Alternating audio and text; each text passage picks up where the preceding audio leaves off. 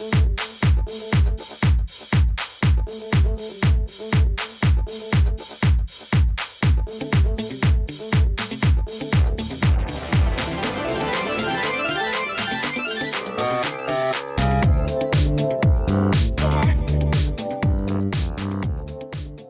I'm Courtney Kaufman. I'm the Managing Director for Family Concern Counseling, and I'm going to talk to you today about mandated reporting, your role as a mandated reporter, and some things to keep in mind.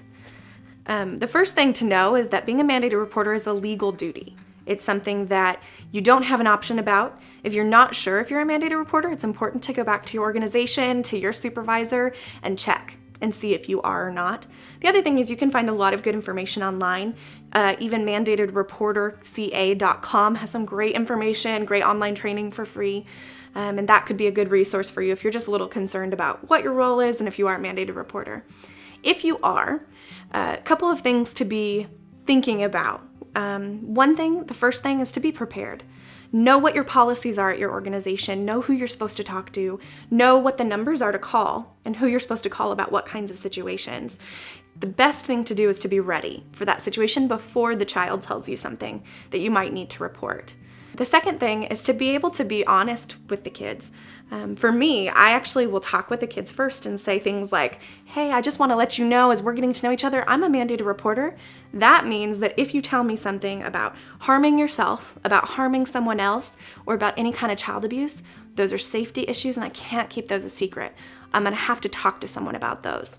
If you tell me something like that, I will go ahead and I will let you know, we'll talk about that so that you're not getting trapped into it. Those are kinds of things that I'll tell kids to make sure that we're setting our relationship up in a place where they can feel safe. They know what's coming. You know, the next thing to just think about is sort of what role you're in with the child, how you're setting that relationship, and make sure you be consistent. If you're telling them those things and they share something, make sure you follow through.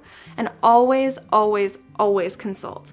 Always talk to somebody, check in with a supervisor, ask around. You can also actually call CPS and you can ask for some advice. You can tell them the situation and see if they are able to give you some direction on whether that's reportable or not. So the big things is to be prepared, be ready, and know what you're gonna do when that situation happens, not if. And two, to really be able to set up their relationship with the child, to be able to handle that, to be able to be consistent and be able to handle that sort of a revelation in a safe way that's consistent. You are a first responder for these kids, and oftentimes you might be the only person they're trusting because they know you're going to act on it. So take that as a responsibility and an honor to be able to protect a child. Once again, my name is Courtney Kaufman, and I'm Managing Director for Family Concern Counseling at Youth for Christ.